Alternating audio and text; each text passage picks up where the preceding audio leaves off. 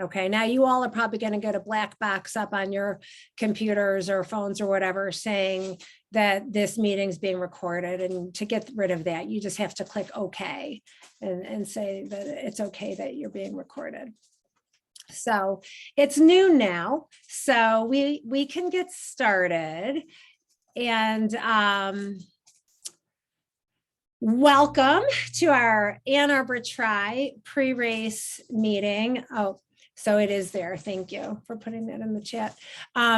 So welcome to our pre-race Zoom meeting. This is something that we started doing. I'm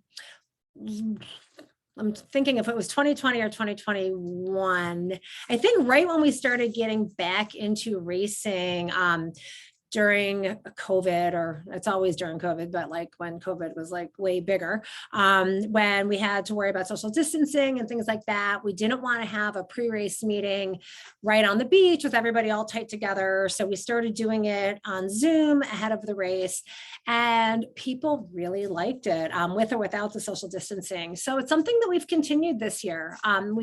We've been doing it. We did it all of last year, and we've been doing all of this year. People really appreciate it. So we will keep doing it. I apologize for the time change. We do try to do these in the evening when more people are available, but it just was not working out for us with all of the other pre-race stuff that we have going on. So we are trying it today at noon, and hopefully it'll work out. That those of you who are watching this later on recorded, or just able to listen, hope that works for you. So we're going to get going here with a little presentation, and I have to share my screen with all of you. I forgot to do that. Sorry about that. And here we go. Okay. So here we are with all you need to know about the Ann Arbor Tri for 2022. First thing that is going to happen as you're coming to the race is you will be going to packet pickup. So packet pickup is going to be on Friday from 4 to 6 at the race site. It's going to be at Half Moon Lake Beach. It's the Half Moon Lake Day Use Facility. You'll find that the address is in the athlete guide, which hopefully you all have. If you're all on this meeting, chances are you've seen the athlete guide. But if you haven't, it's been emailed to you a couple of times, and you can also go to annarbortri.com. And there at the very top, you'll see Athlete Guide 2022, and that'll tell you all that information with the address of how to get to packet pickup. We do like you to go the day before, if at all possible. And also by coming the day before, you can come to Triathlon 101, which will be another talk by me in the transition area, going over all the course and things like that you'll need to know for race day. If you really can't do that, you can come race morning. Packet pickup opens at 6 a.m. and it will be open until 7:15 a.m. So as I said, Friday from 4 to 6 p.m. and you will look for the red and white tent, just like you're seeing right here in this picture. And then how to get there. Here's the address. You can put that in your GPS. Some of our races, we tell you don't put the address in your GPS, but this is one where you can. So you can put that in there and you'll find the Half Moon Lake Day Use Facility. When you get your packet, this is some of the stuff you're going to get. You will get a nice big sheet of numbers, all sorts of numbers. And the one number, you'll tear it off, and that's what you're going to wear. That's your bib number. You'll wear it with a race belt. And then there's also a whole bunch of stickers. You're not going to need all of those stickers, but you will need one for your seat post. You'll see right here is a seat post sticker. You'll put that kind of on your seat post, kind of like sticking out the back. And then you'll put one on your helmet. Really, the important thing about the helmet sticker is that's for the photographer. So you'll get these sweet pictures of you on your bike, riding your bike, racing position. So have that number on there, it helps the photographer find you. And then if you have someone out there supporting you, the supporter can wear a sticker there to cheer you on. Everybody will get a swim cap courtesy of Zone 3. And the swim caps, there'll be a couple different colors depending upon which race you're in. And you'll be getting that at Pack and Pickup. What to wear is the biggest question I always get from people. And as you can see from these photos, there's so many different things you can wear. You can wear just a bathing suit. You can wear a wetsuit over the bathing suit. You don't need a wetsuit. It may not even be wetsuit legal. If the water temperature is below 78 degrees, it is wetsuit legal, but over 78 degrees, it is not wetsuit legal. Meaning you can't wear a wetsuit if you want to be eligible for awards. If you really love your wetsuit and you want to swim in your wetsuit no matter what, you can wear it between the temperatures of 78 and 83.9, and you just won't be eligible for awards. If the temperature is over 84 degrees, it's highly unlikely to be that warm, but if it is over 84 degrees, you may not wear a wetsuit at all. And we will announce the water temperature that morning when you arrive at the race. You can send us emails asking us the water temperature leading up to it, but we've learned that there's really, it's not any indication. We've had the water temperature drop 5 degrees overnight, go up 5 degrees overnight. So many factors play into that. So we will announce it that morning. Here's other options of what people wear in races. Lots of different things. And the wetsuit, like I just talked about, do you need a wetsuit? No. Some people like to wear them. Some people don't. It does keep you warmer, sometimes too warm. And if you don't have one, it's totally fine. The transition area and body marking. So the transition area is like your hub of the race. So when you get there, you're first going to get your packet. I showed you everything you get in your packet. And then you're going to go to your transition area. The bike racks are going to be marked on the end by your gender and by your age. Some of them will be specific to the race, like they'll be, if you're Athena or Clydesdale, some of the bike racks will be marked Athena, Clydesdale. There'll be relay, duathlon will be marked. Otherwise, you're just finding your age and gender, and you find a spot in that area of the rack. You don't have to go on one specific spot, but there'll be a bunch of racks. So you choose your spot. And there you're gonna rack your bike. You see how these bikes are racked by the seat, and you'll put your stuff down on the ground, all laid out the way you like it, and all ready to race. Body marking, one thing we did start doing during COVID, and we are continuing it, it just keeps everyone a little more comfortable, is self body marking. So there will be buckets with markers in them in the transition area, and there you will mark yourself, or you can ask a friend to help you, and you're going to mark yourself on each arm, your bib number. And then if you're wearing a long sleeved wetsuit, you also are going to mark your hand. And then something we do in triathlon, it's kind of a triathlon thing, you mark the back of your leg with your age and what race you're in. So if you're in the sprint tri, you would write S and then your age, and your age is your age at the end of this year. So if like right now you're 49, but your birthday is in November, you're going to write 50. So that's also a triathlon thing. We go by our age at the end of the calendar year. So you'll write that on the back of your leg. If you're in the Olympic, it would be an O. If you're in the duathlon, it would be a D. And that's something that we do. So there's a link here on how to set up your transition area if you want a little guidance on that. This link is also in the athlete guide.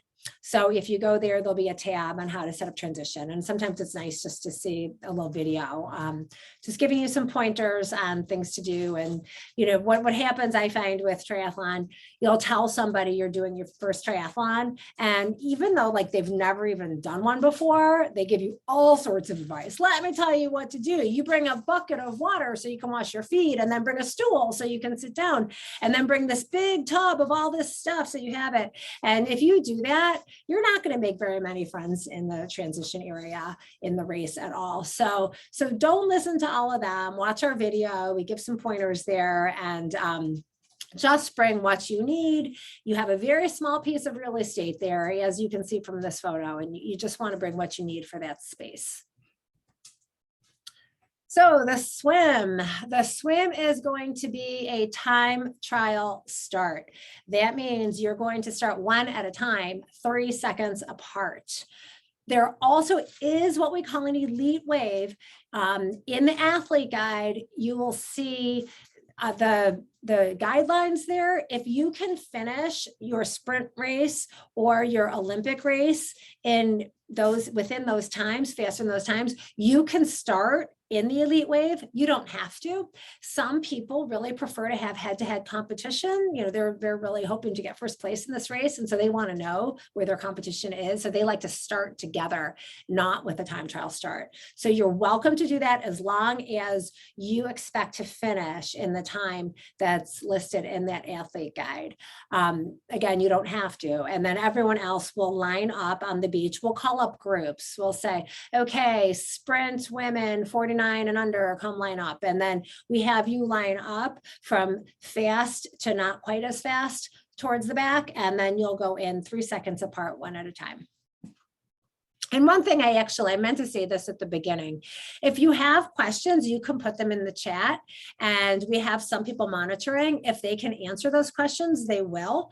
If not, they may ask me to pause and answer, or just wait till the end when I can look at the questions and then I can answer them. So here's the swim map.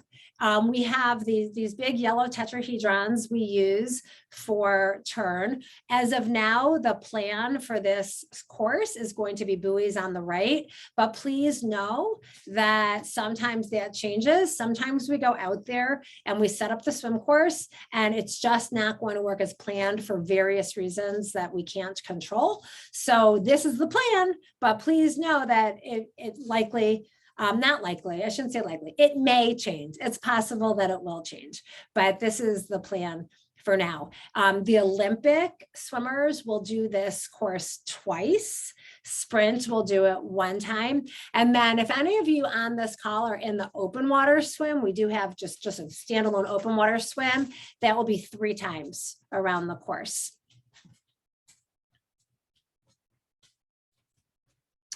So the swim, as I said, the time trial start one at a time. You will be starting on land and making your way in, and there's all sorts of ways to get in the water. And there's all sorts of ways to get out of the water. And oh my God, look at that, Jan, you're famous. That is Jan happily getting out of the water. And some people sometimes are even very surprised that they made it out of the water. So all sorts of reactions, and it's just a whole lot of fun, as you can see. Water safety. Here is our wonderful, wonderful lifeguard crew. We will have lifeguards out there in kayaks and on stand-up paddle boards.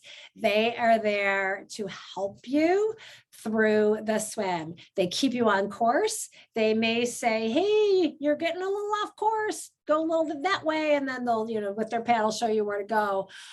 If you're swimming and you're feeling like you need to take a break, you need to regroup, you need to do something, you may hold on to a paddleboard or a kayak. You may do that. The one thing you cannot do is ask them to start paddling you forward toward the next buoy. So just know they're there to help you, to take a little break, but they're not there to pull you through the course. For the bike bike, you'll see lots of different bikes. You will see fat bikes and mountain bikes and triathlon bikes and road bikes and hybrids and people riding their kids' bikes. Any bike will do. It's going to take you a little bit longer with a bigger, heftier bike, but we want you just out there having fun.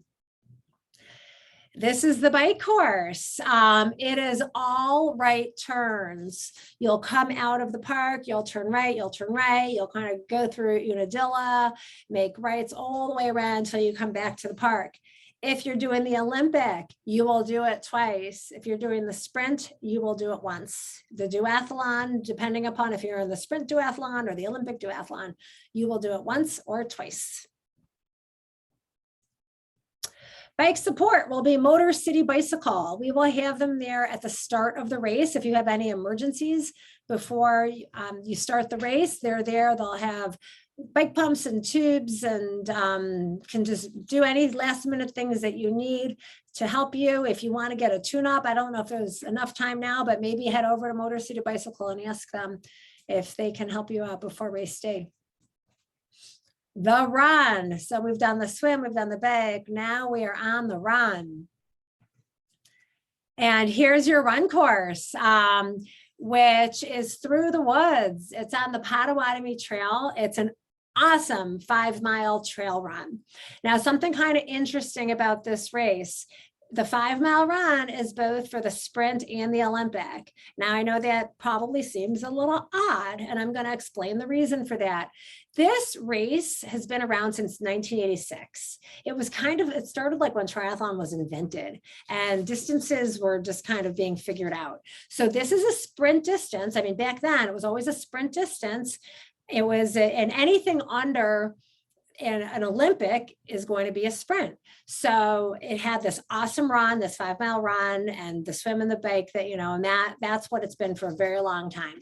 And then we have found people are really looking to do an Olympic race locally here in Ann Arbor, an Olympic distance tri, and we don't have any. So we have made an Olympic tri this year. So the bike, as you know, is double, the swim is double. And then the run, really an Olympic distance tri, the run can be anywhere between 4 miles and I believe 7 miles or 8 miles. I'm not really, I should have looked that up to be exact for you, but in that, anywhere in there. So we kept the run the same to make it a better experience for all of you. Because if we go and try to like add a mile onto that 5-mile trail run, it's just going to be like a not so cool course. This way, everyone gets a great course, and it is an official USA Triathlon sanctioned Olympic distance tri. Just also know, because this is a trail run, it's a technical trail on the Potawatomi Trail, there will be arrows guiding you where to go, like in any difficult spots, but it's going to be marked with orange surveyor flags. And also, like sometimes on trees, you'll see like orange like tape tied on there. So you'll follow all of that to know where to go. We don't have volunteers standing out there in the woods. It's just not fair to them. We don't do that, but it'll be marked very well. You'll know where to go. There will be an aid station on Silver Hill Road. It's about 2.5 miles. There'll be an aid station there with water and Gatorade. Big question we always get, where does the aquabike finish? Aquabike is swim, bike, done. So that means when you get off your bike, your time stops. So you'll enter transition with your bike. You'll get off at the dismount line, walk your bike into transition, get off your bike, and put your bike away. Your time has already stopped. But you want to get your medal, you want to get your photo at the finish line, you want all that glory. So I always say the aquabikers have the best finish line photos of anybody, because you can fix your hair, you can put on lip gloss and make your way over to the finish line, arms up, and get a great finish line photo. But just know that the time's already stopped, you're not racing anymore. How does the relay work? There is going to be a spot in transition labeled relay, and that is where your relay team members will all congregate. So the biker and runner can be there waiting while the swimmer is out swimming, and then the swimmer comes in, and then you'll hand over your ankle strap to your biker. The biker will go bike, come back, take off the ankle strap, put it on the runner, and then the runner goes. And that is how the relay works.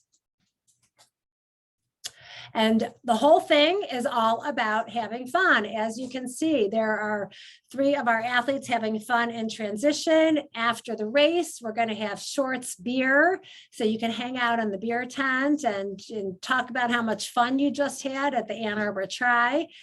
You'll get a medal at the finish, and just everybody's happy, and it's a good time.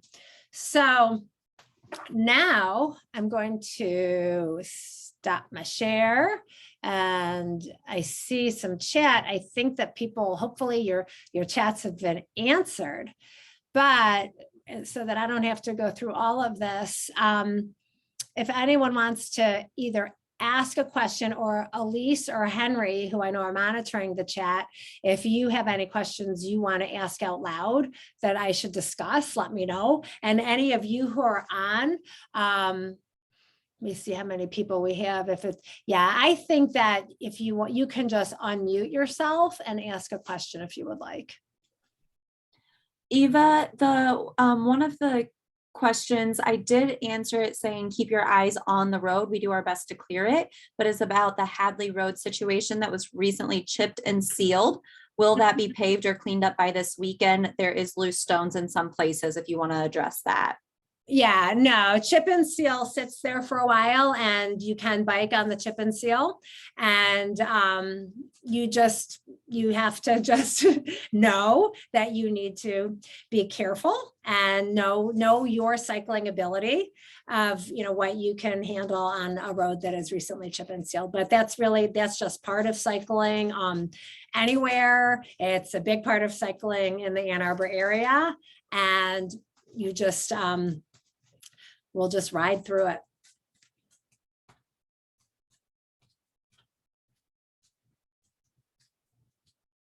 Are there any other questions?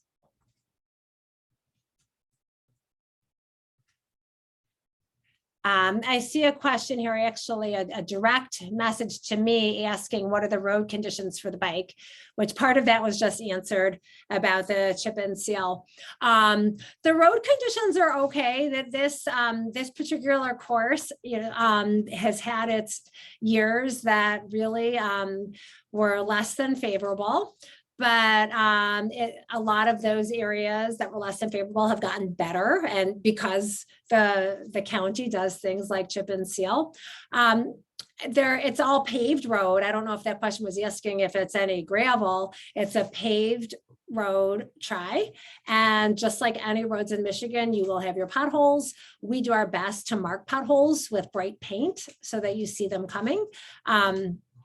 The roads are open to traffic, as most triathlons in the area as well, and you will stay to the right and you will follow.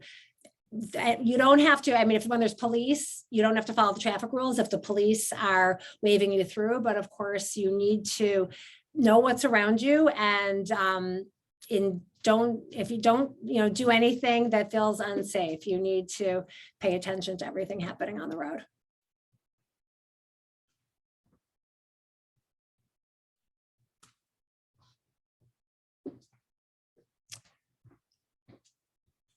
Are there any questions? I can be looking at the chat because I see some here not answered. What time should spectators get there? Oh, I see that already. Yep, they should be there by 7 because we do close the park road as bikes are heading out, because where transition is, you will be riding your bike out of the park.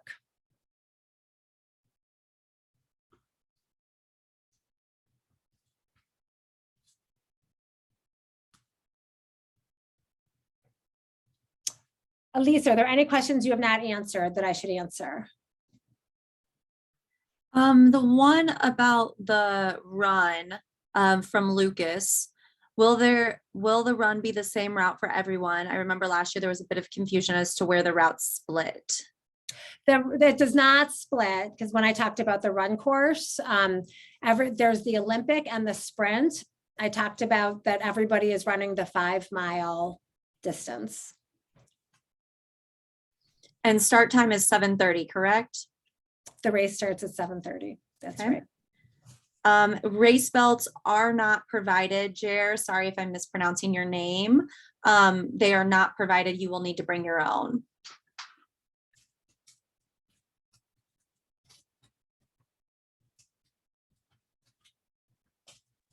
That's everything that I'm seeing in the chat right now, and you're welcome.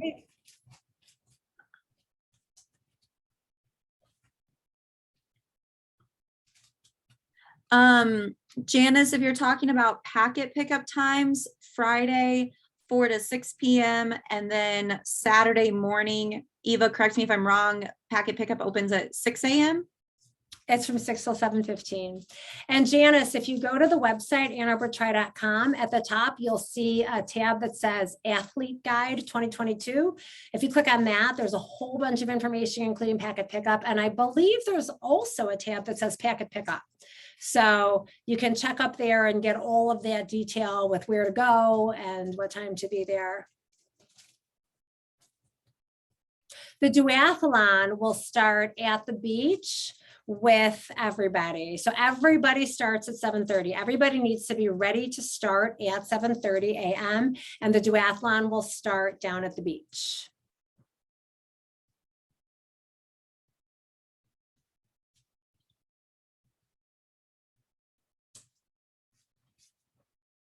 Any other questions? Feel free to unmute yourself if you want to ask a question. If you just anything that might pop into your head, this is your opportunity to get it answered.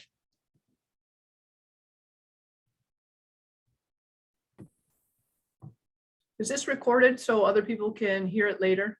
Yes, it's recorded. Okay.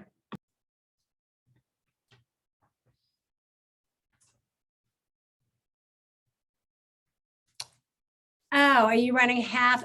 It's not half of the 5 mile trail. It goes a little bit on a different trail, a different route. It's an out and back.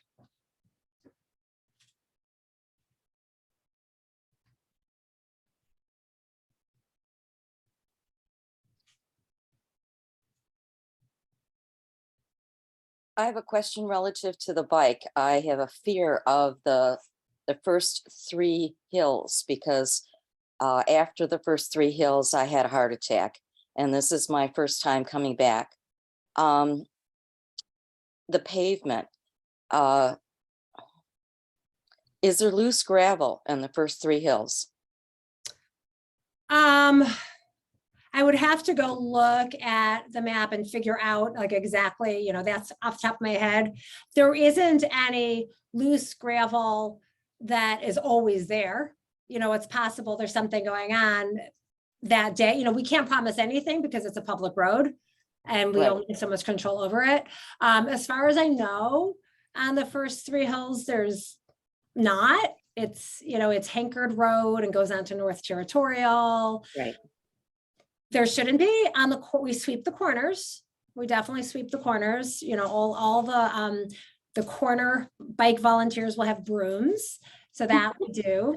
But along the stretch of the road, there shouldn't be. Okay, thank you so much. The fear is my I concern. understand. It's real. Yeah, no, I understand. But yeah, we will have we'll have it clear the best that we can. Thank you. Sure. For the recording, we just post the recording on Facebook, correct? No, the Facebook Live just stays there. So that'll just be on there. The recording, the actual recording, the Zoom recording will be in the athlete guide. But it's available right as soon as we're done on Facebook because it just stays there. I think it stays until the end of the month, actually. And then for the bike numbers, does it have to be on the seat post or just somewhere on the bike? Seat post.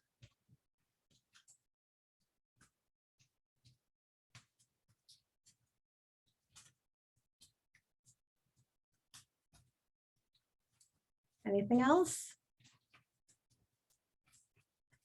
Okay, well then we are going to move along with getting ready for this race for all of you happening this Saturday. Hope you all have had a good time training and enjoying your little week of taper. We're here to answer questions for you. You can refer back to this recording. Like I said, it'll be on the Athlete Guide, also on our Facebook page. Feel free to share it with your friends who maybe missed today. And also know if you do have questions and email them to us. As the week goes on, we are very slow to respond. There will be an away message, and that away message will link you to frequently asked questions and answer a few other questions for you, because as of Thursday morning, we are out at the lake all day setting up and all day Friday. So it gets to be a little bit hard to be answering the emails. So try to get your questions answered now and before Thursday morning. And that's all I have for you. I hope that you got the information you came here for. And I look forward to seeing you all Friday and or Saturday.